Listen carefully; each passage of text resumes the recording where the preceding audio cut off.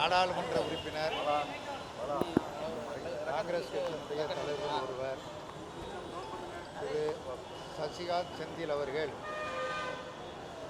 ஒன்றிய அரசாங்கத்தினுடைய தேசிய கல்விக் கொள்கையை கண்டித்தும் தமிழ்நாட்டிற்குரிய நிதியை உடனடியாக வழங்க வலியுறுத்தியும் காலவரையற்ற உண்ணாவிரத போராட்டத்தை மேற்கொண்டு இன்றைக்கு 4வது நாளாக போராட்டத்தை தொடர்ந்து நடத்தி கொண்டிருக்கிறார். அவர் ராஜீவ்காந்தி அரசு மருத்துவமனையில் அனுமதிக்கப்பட்டிருக்கிற சூழலில் நானும் தோழர்களும் மற்றும் நம்முடைய சட்டமன்ற உறுப்பினர் அவர்களும் அவர் நேரில் சந்தித்து உடல்நலம் விசாரித்தது மட்டுமல்லாமல் இந்த காலவரையற்ற உண்ணாவிரத போராட்டத்தை உடனடியாக கைவிட வேண்டும் என்று வலியுறுத்தி அவரை கேட்டுக்கொண்டோம்.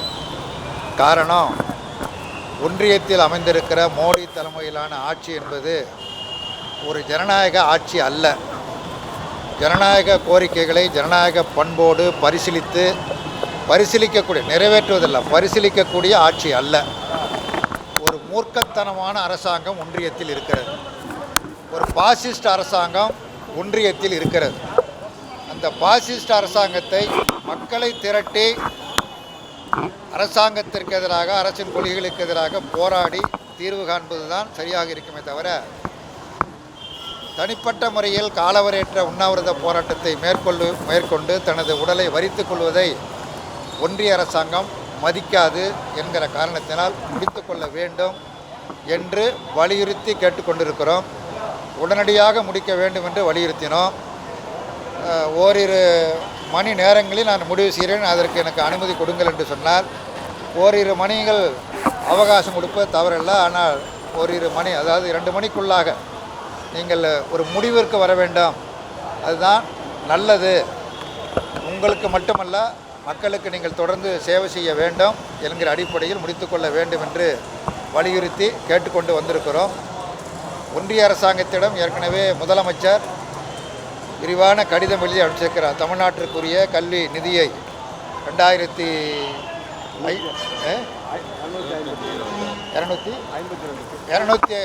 2252 கோடியை கொடுக்க வேண்டும் என்று முதலமைச்சர் கடிதம் எழுதியிருக்கிறார். நம்முடைய மாண்புமிகு அமைச்சர்கள் நேரடியாக ஒன்றிய அமைச்சர்களை சந்தித்து, உள்துறை அமைச்சர், நிதியமைச்சர், பிரதமர்களெல்லாம் சந்தித்து முறையிட்டு இருக்கிறார்கள்.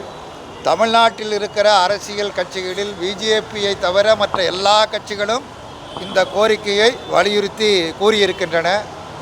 எடப்பாடி பழனிசாமி கூட இந்த கோரிக்கையை வலியுறுத்தி கூறியிருக்கின்றார். ஆக இதுவரையில் செவிமடுக்கவில்லை. ஒன்றிய கல்வி அமைச்சர் கொடுக்க முடியாது, தேசிய கல்விக் கொள்கையை ஏற்றுக்கொண்டு கையெழுப்பம் விட்டால்தான் கொடுப்போம் என திரும்ப கூறி வருவது கடுமையான கண்டனத்திற்குரியது. தேசிய கல்விக் கொள்கையை ஏற்றுக்கொண்டால் 3 மொழி என்பது மட்டுமல்ல, தமிழ்நாட்டு மாணவர்கள், குறிப்பாக மிகவும் பிற்படுத்தப்பட்ட பட்டியலினத்தைச் சேர்ந்த மாணவர்கள் மிக கடுமையாக பாதிக்கப்படுவார்கள். ஆகவே அந்த கல்விக் கொள்கையை ஏற்கவும் முடியாது, தமிழ்நாட்டிற்குரிய நிதியை உடனடியாக வழங்க வேண்டும் என்று வலியுறுத்தி கேட்டுக்கொள்கிறோம். தோழர் நல்லக்கண்ணையா அவர்கள் படிப்படியாக தேறி வருகிறார். ஏற்கனவே தொடக்க நிலையில் இருந்த நிலை இன்றைக்கு இல்லை, படிப்படியாக முன்னேற்றம் கண்டு வருகிறார். விரைவில் நல்ல குணமடைந்து சாதாரண வார்டுக்கு அவர் வருவார் என்கிற நம்பிக்கை இருக்கிறது.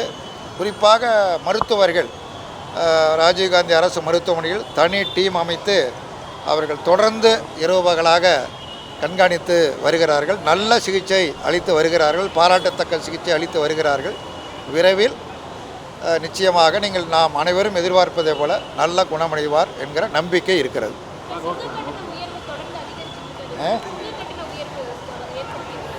சுங்க கட்டண உயர்வு, ஏற்கனவே விலைவாசி உயர்வு மிக கடுமையாக மக்கள் பாதித்து கொண்டிருக்கிறார்கள். அனைத்து அத்தியாவசிய பண்டங்கள் உட்பட அனைத்து பொருட்களின் விலையும் உயர்ந்து கொண்டே இருக்கிறது. கட்டுப்படுத்துவதற்கு ஒன்றிய அரசாங்கம் எந்த நடவடிக்கையும் எடுக்கவில்லை. இப்பொழுது போதாக்குறைக்கு அமெரிக்க அதிபர் ட்ரம்ப் இந்தியாவிலிருந்து அமெரிக்காவில் இறக்குமதி செய்யக்கூடிய பொருட்களுக்கு 50% வரி விதித்திருக்கிறார். 20% வரி, 25% அபதாரம், இந்தியாவுக்கு அபதாரம் என வைத்து 50% அறிவித்திருப்பதன் காரணமாக தமிழ்நாடே மிக கடுமையாக, திருப்பூர் உட்பட தமிழ்நாடு மிக கடுமையாக பாதிக்கப்பட்டிருக்கிறது. கோடிக்கணக்கான தொழிலாளர்கள் வேலை இழக்கக்கூடிய அபாயம் ஏற்பட்டு இருக்கிறது. அதை எதிர்த்து 5ஆம் தேதி இடதுசாரி கட்சிகளின் சார்பில் அனைத்து மாவட்ட தலைவர் ஆர்ப்பாட்டம் நடக்க இருக்கிறது. இது ஒரு பக்கம். இத்தகைய ஒரு நெருக்கடிமிக்க ஒரு சூழலில் சுங்க கட்டணம் நேற்று முதல் அனைத்து வாகனங்களுக்கும் கட்டணம் உயர்த்தப்பட்டிருப்பது வெந்த புண்ணில் வேல் பாய்ச்சுவதைப் போல் இருக்கிறது. எரிகிற வீட்டில் பெட்ரோலை ஊற்றுவதைப் போல் இருக்கிறது. இந்த சுங்க கட்டணத்தை திரும்ப பெற வேண்டும்.